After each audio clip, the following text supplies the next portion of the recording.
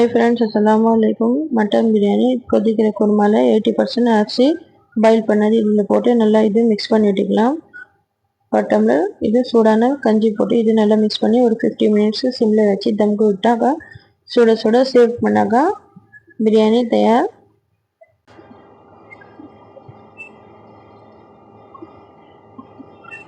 Onion raita, எண்ணெய் கத்திரிக்காய்,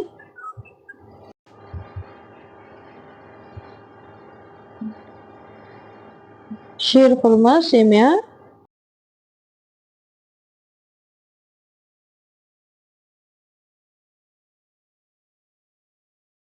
இந்த வீடியோ பிடிச்சிருந்தா லைக் பண்ணுங்க, ஷேர் பண்ணுங்க, கமெண்ட்ஸ் பண்ணுங்க. ஏஎஸ் ஹோம் கிச்சன் தமிழ் சேனலுக்கு சப்ஸ்கிரைப் பண்ணுங்க. தேங்க்யூ.